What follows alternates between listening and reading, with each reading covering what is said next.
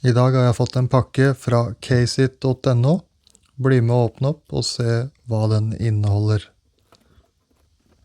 Casit lager slab guards og andre akrylprodukter som er billig og bra kvalitet for å holde kortene og silproduktene dine trygge.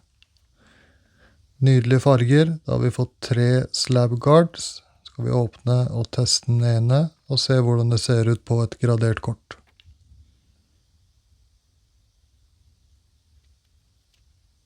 Enkel forpakning.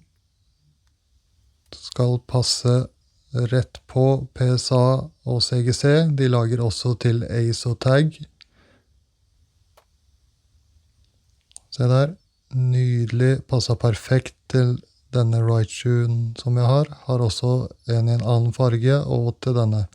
I beskrivelsen så får du sjekket dine egne.